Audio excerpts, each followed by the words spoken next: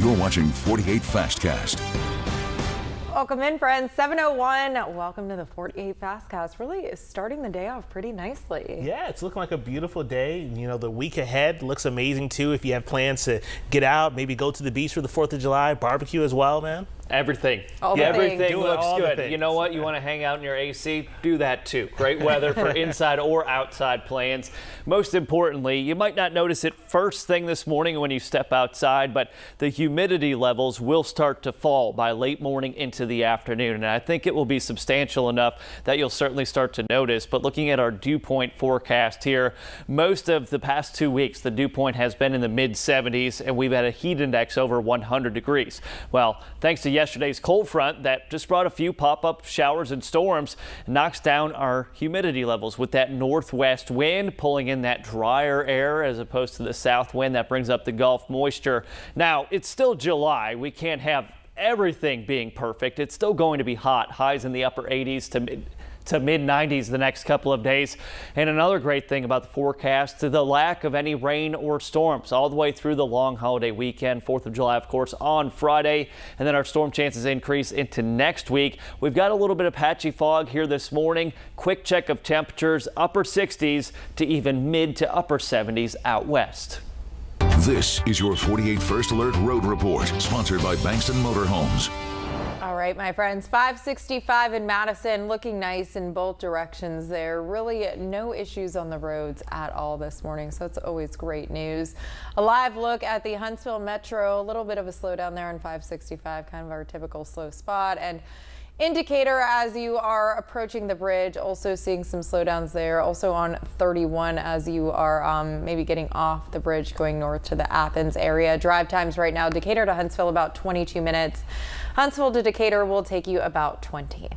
Well, this morning we are learning more about the 3 people involved in a Marshall County crash yesterday. 1 person was killed and 2 others were injured in that wreck that happened on 231. We now know the person killed was Hank Hornbuckle. Huntsville city officials say Hornbuckle was a public works employee. The 2 others injured in the crash were also public works employees. One of those crash victims is Donnie Dowdy. He is a city councilman for New Hope. Friends of both men say they're still trying to process what happened. More dogs have been seized from a home in Lauderdale County just months after authorities seized more than 80 animals from that same property.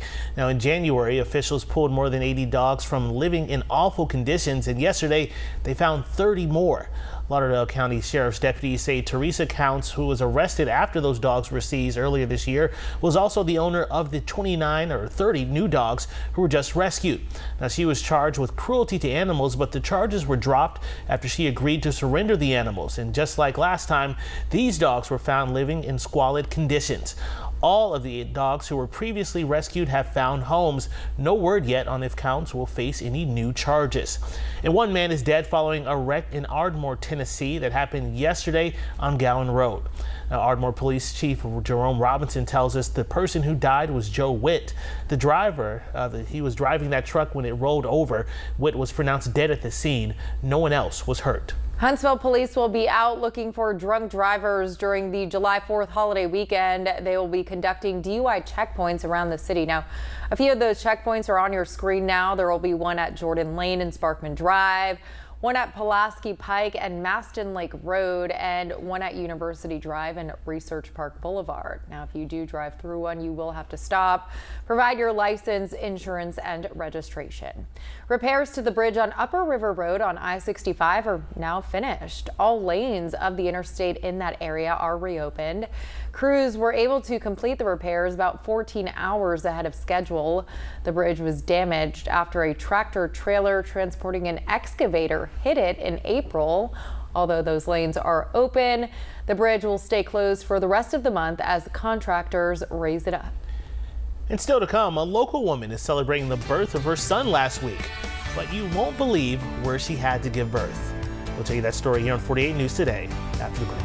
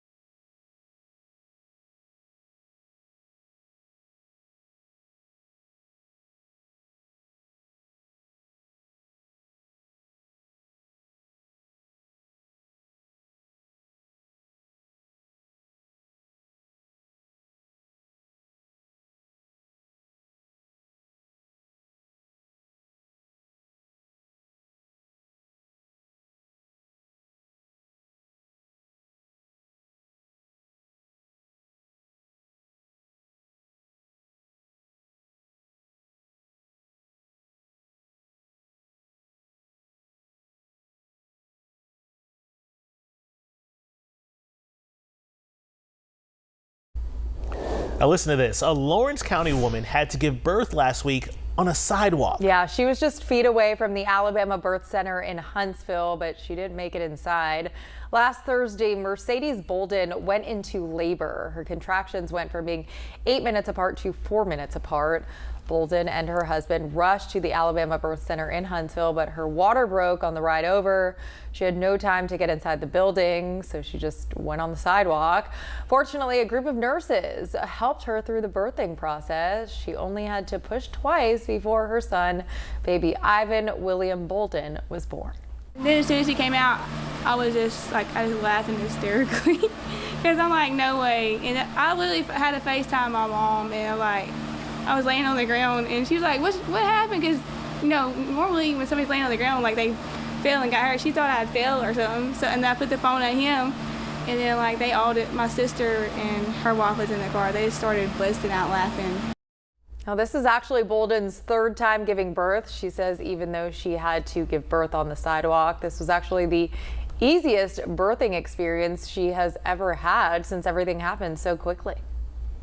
Now, your first alert weather with meteorologist Eric Burke. Well, good morning once again, everyone. The cold front yesterday brought us some scattered storms. I know we had at least one severe thunderstorm warning for the storm up in Lincoln County, but the rain and storm coverage was actually a little bit more isolated than we were anticipating. And behind it, we reap the benefits of that cold front. The air temperature here in red going to match the feels like temperature in pink. So upper 80s for your high temperature. Will feel like low 90s. I'm okay with that. Hour by hour forecast showing some of the morning cloud cover filtering out. By the noon hour, we're in the mid to upper 80s. A few of you might just hit about 90 degrees, but notice no rain, no storms today. Wind out of the northwest. We're already seeing the dew point starting to go down. When you see 60s in July, that is excellent news. The wind out of the north and northwest about 3 to 7 miles per hour. Could see some gusts closer to 10 later on, but best stretch of weather we have seen in a long time, and it just so happens to line up with that 4th of July Friday, and then the weekend after also just as nice. So temps will still be hot, but it won't be as humid. Really just perfect weather for whatever you may be doing.